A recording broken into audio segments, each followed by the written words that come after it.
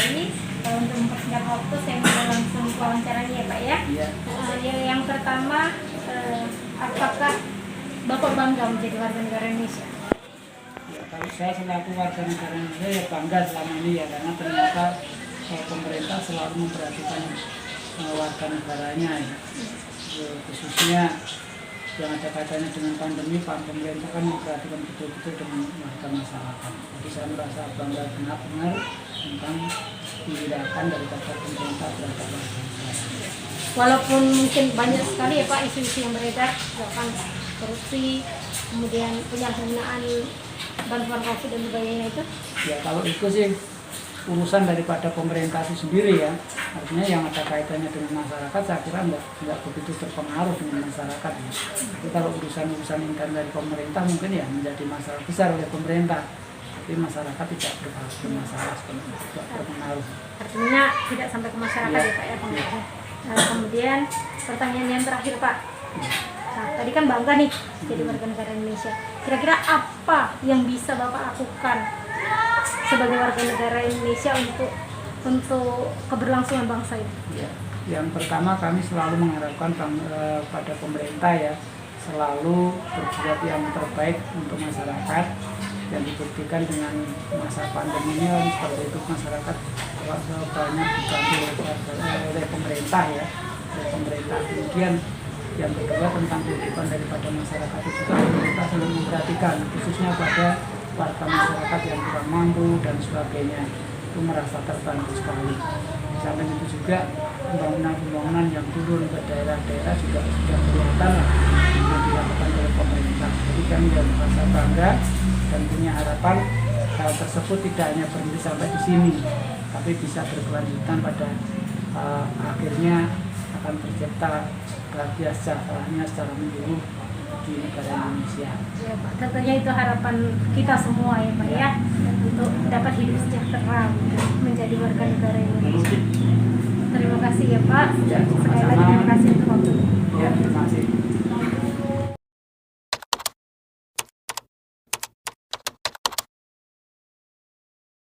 Oke, selamat siang Widya.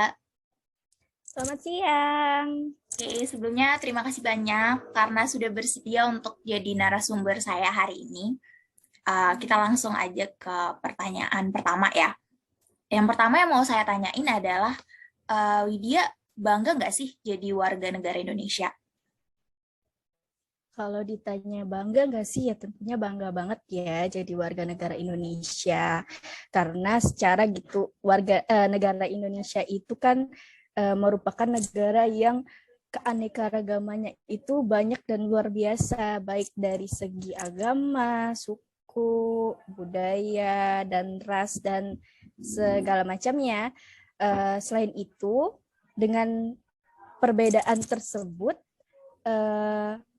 bangsa kita itu masih tetap bersatu dan hidup rukun.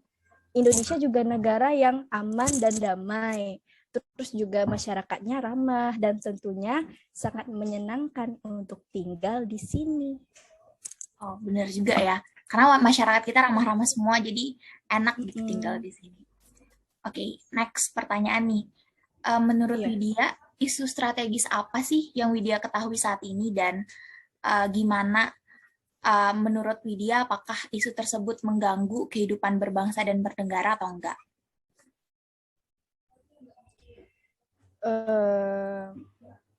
Menurut saya yang mengganggu kehidupan berbangsa dan bernegara ya, itu korupsi.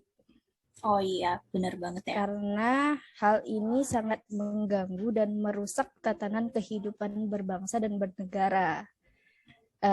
Pembangunan negara itu kan menjadi terhambat dan meningkatkan angka kemiskinan karena dana yang seharusnya digunakan untuk memperbaiki hal tersebut itu dikorupsi. Nah, tentunya sebagai seorang aparatur sipil negara, menurut saya korupsi ini harus kita lawan dan selesaikan agar tatanan kehidupan berbangsa dan bernegara ini tentunya menjadi lebih baik. Tuh, Mbak. Pertanyaan terakhir nih, apa yang bisa Widya lakuin untuk bangsa dan negara, terutama dalam menyikapi dan menghadapi hal tersebut? tentunya hal yang bisa saya lakukan itu sebaik mungkin menghindari tindakan korupsi. Iya. Dan selain itu juga mengingatkan dan memperdalam ajaran agama yang kita anut akan sangat membantu dalam upaya pencegahan korupsi. Gitu, Mbak. Tingkatkan agama. Iya, benar banget ya. Jadi kita harus meningkatkan agama kita sendiri untuk menghindari dari korupsi itu. Oke, Iya. terima kasih banyak ya Mbak Widya atas waktunya. Iya, sama-sama. Baiklah, saya akhiri wawancara hari ini. Assalamualaikum warahmatullahi wabarakatuh.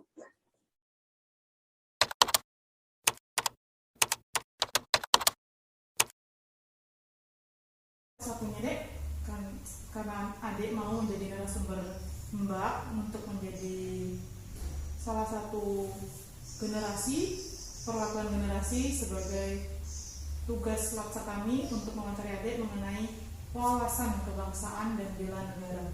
Oh ya, oke, untuk mempersingkat waktu, kita mulai dulu ya. Oke, untuk pertanyaan yang pertama, apakah adik bangga menjadi seorang warga negara Indonesia? Kalau dibilang bangga, saya sangat bangga ya Mbak untuk menjadi warga negara Indonesia itu sendiri. Contohnya seperti apa kata bangga itu?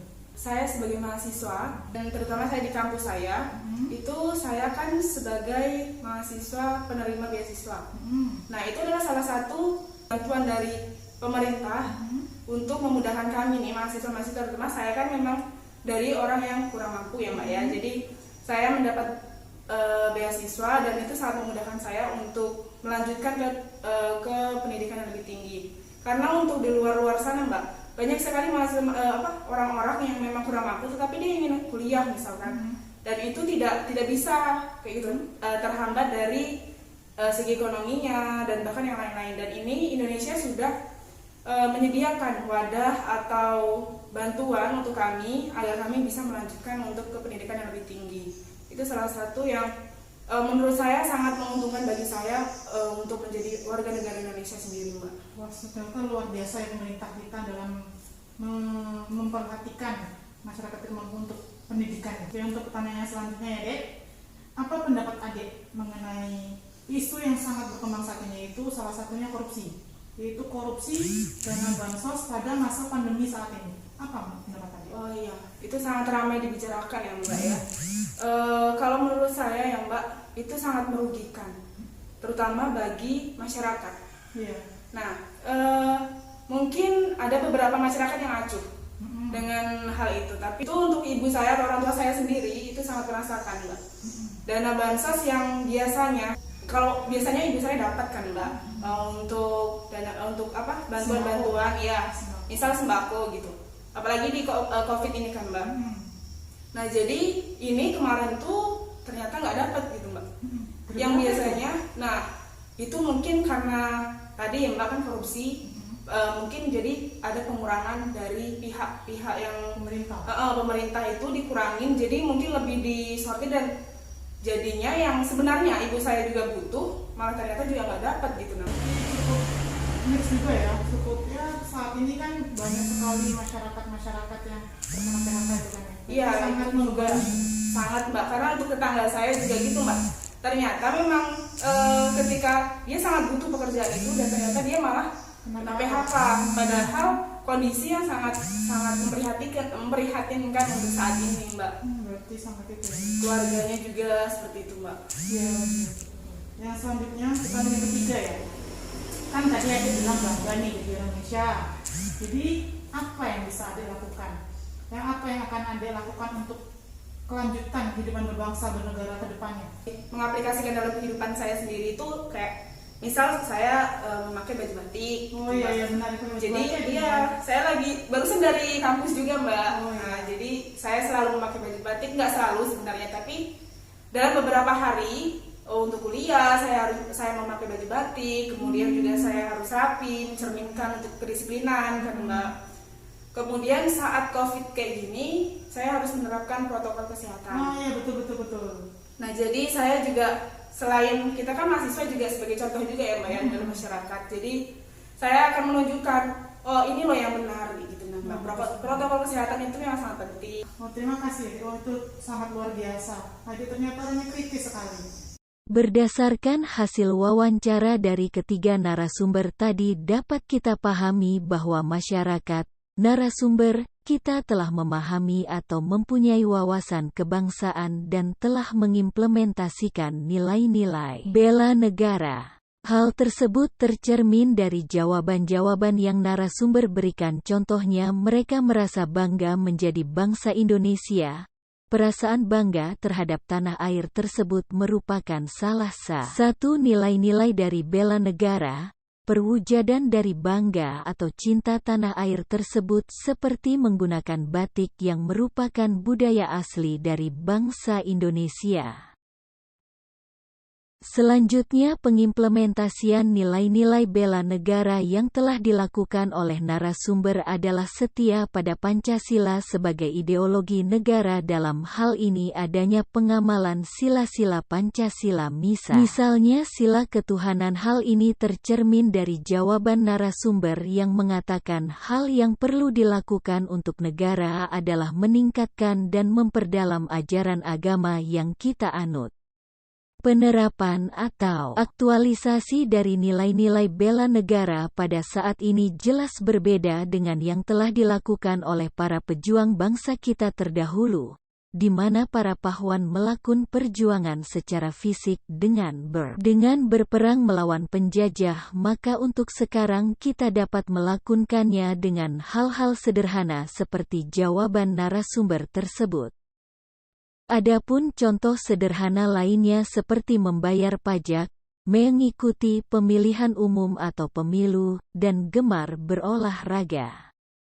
Dengan adanya implementasikan nilai-nilai bela negara tersebut diharapkan dapat mempertahankan kelangsungan hidup bangsa dan negara kita yaitu Indonesia tercinta.